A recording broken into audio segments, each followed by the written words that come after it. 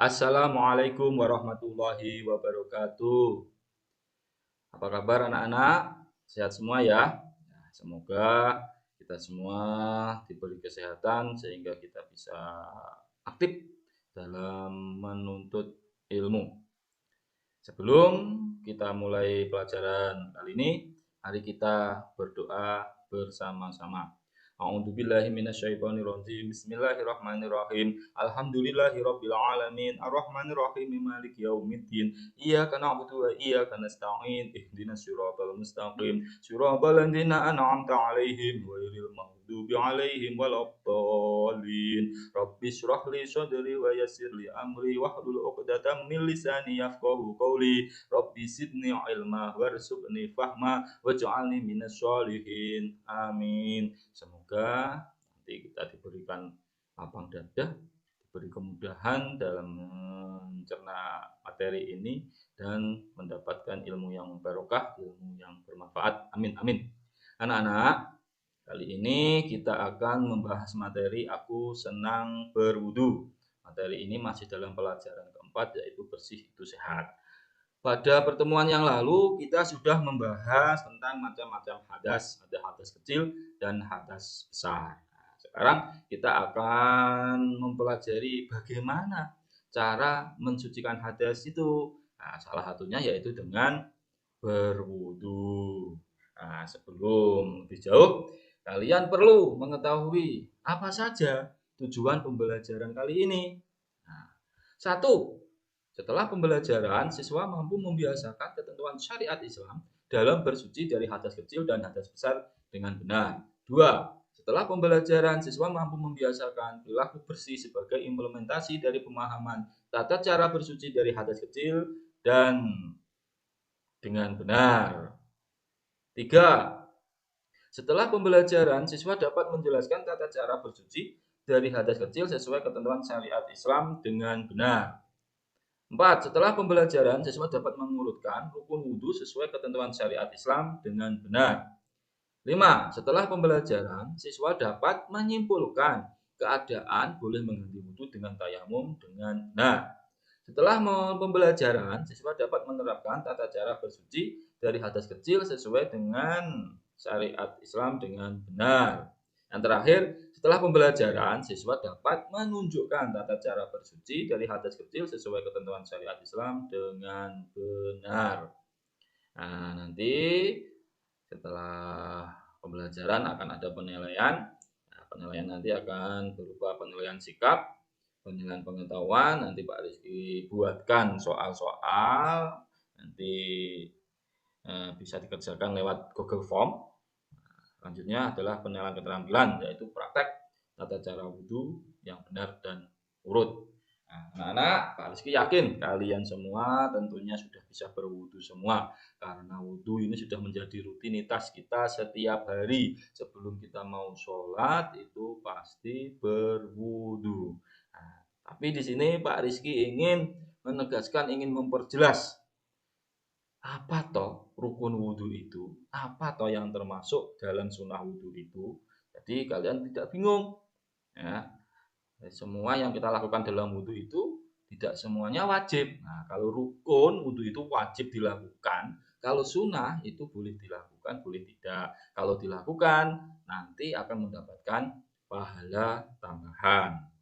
Ya, sekarang yang pertama yaitu tentang rukun wudhu. Rukun wudhu itu ada 6. Satu, niat. Semua peribadahan, semua amal itu harus didahului dengan niat. Innama a'malu bin niat. Bagaimana niatnya wudhu? Nawaitu wudhu ali raf'il hadasil asghari fardhu lillahi ta'ala. Yang kedua, membasuh wajah. Ini diperhatikan. Membasuh wajah itu batasnya sampai tumbuhnya rambut.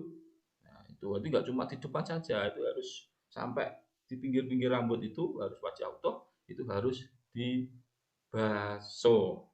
Terus yang ketiga, membasuh tangan sampai siku. Ini juga harus diperhatikan.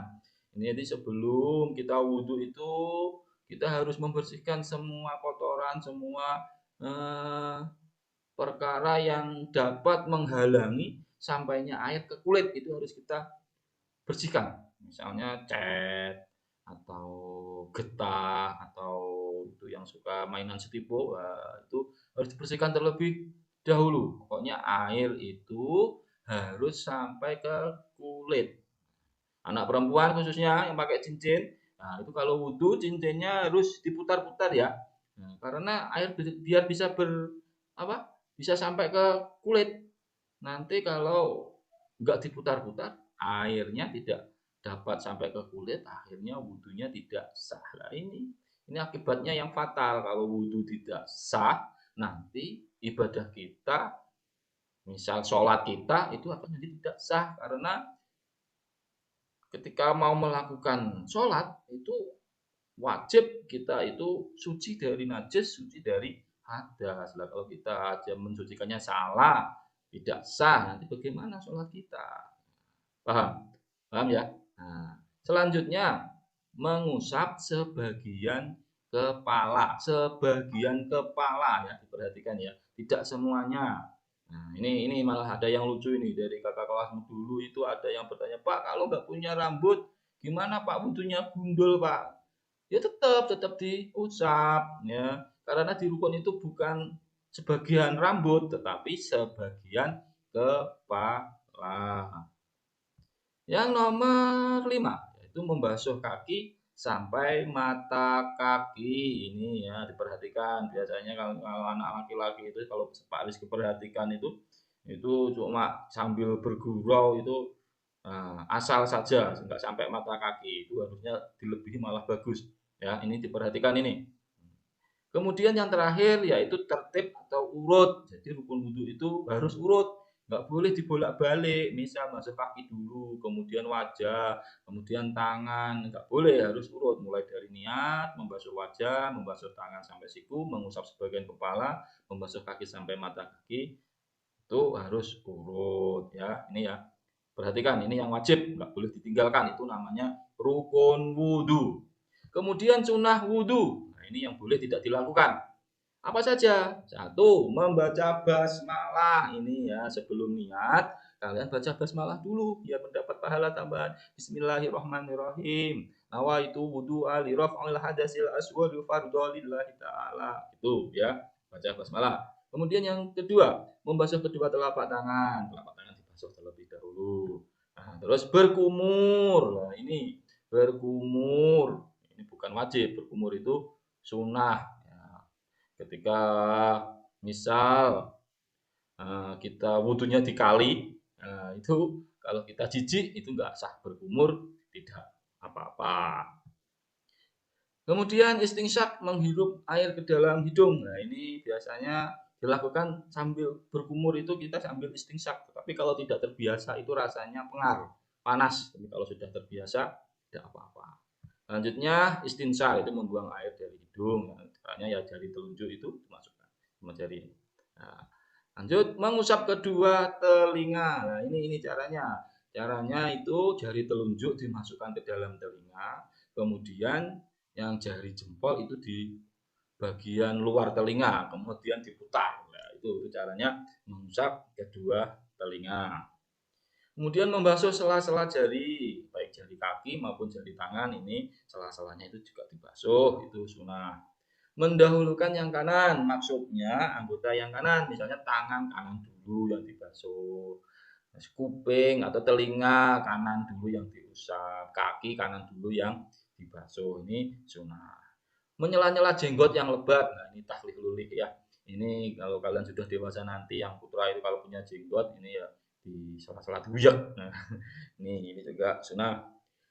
Selanjutnya membasuh anggota wudhu sebanyak 3 kali. Jadi kumur-kumur 3 kali, membasuh wajah, tangan, kaki, mengusap sebagian kepala. Nah, itu 3 kali. Itu sunnah. Membaca doa sesudah wudhu itu juga termasuk sunnah. Sekarang yang membatalkan wudhu. Apa saja yang membatalkan wudhu? 1. Keluar sesuatu dari kubul dan dubur. Kubul itu jalan depan, dubur itu jalan belakang. Jalan apa Pak? Ya jalan manusia, jalan kotorannya manusia itu. Kalau kubul ya seperti pipis itu kubur. Kalau pipis batal wudunya.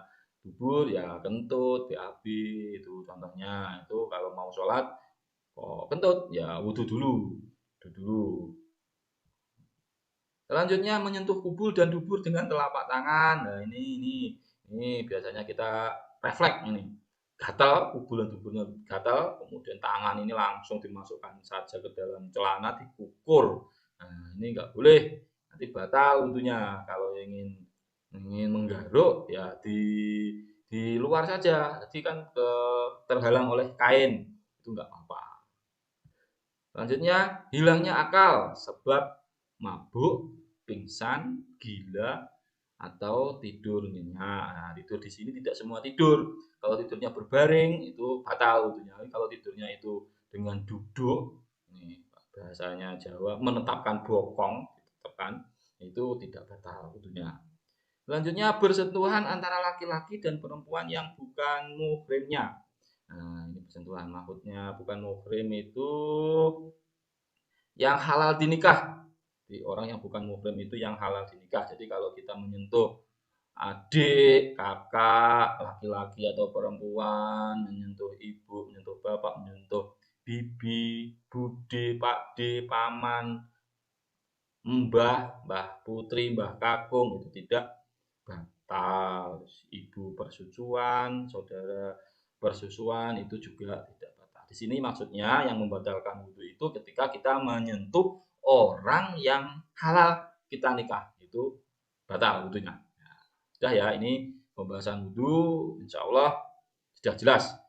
Sekarang kita akan membahas bagaimana ketika kita tidak bisa melakukan wudhu. Misalnya sakit, nah, itu kita bisa melakukan dengan tayamum. Syaratnya itu harus sudah masuk waktu sholat. Jadi nggak boleh sebelum masih jarak lama dengan waktu sholat kita tayamum dulu, nggak boleh, harus sudah masuk waktu itu baru kita tayamum. Kemudian tidak menemukan air atau memang tidak boleh kena air karena sakit, itu kita boleh tayamum. Kemudian menggunakan debu yang suci. Tayamum itu menggunakan debu yang suci, nggak boleh pakai debu yang kotor. Di kandang misalnya nggak boleh. Yang terakhir sebelum tayamum harus menghilangkan najis terlebih dahulu. Berarti yang menempel di tubuh itu dihilangkan dulu najisnya. Ya, itu syarat tayamum. Kemudian rukun tayamum. Niat pasti. Sama perbuatan tadi pasti ada niat. Nah, niat tayamum bagaimana? Nawaitu tayamum malis dibahati sholati fardholillahi ta'ala.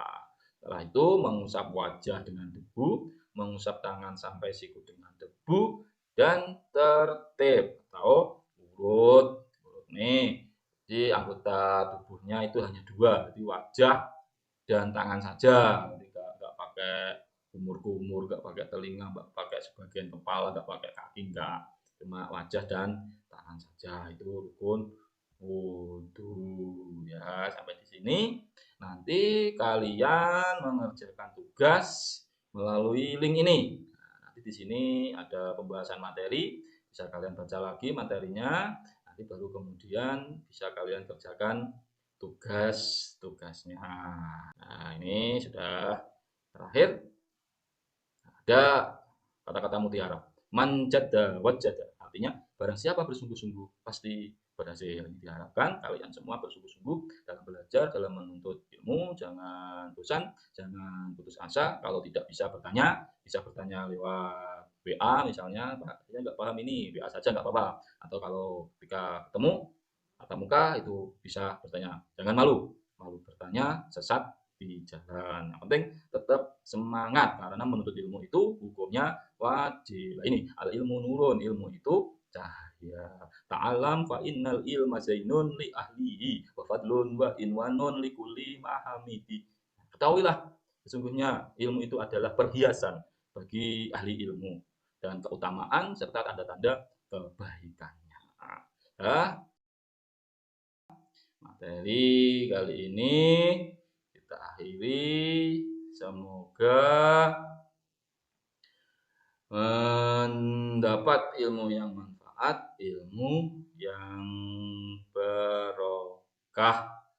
Nah, Pak Rizky tutup dengan dengan doa penutup majelis. Mari sama-sama. Bismillahirrahmanirrahim. Subhanakallahumma wa bihamdik asyhadu alla ilaha illa anta astaghfiruka wa atubu ilaik. Terima kasih, selamat belajar, tetap semangat. Ila liqa. Wassalamualaikum warahmatullahi wabarakatuh.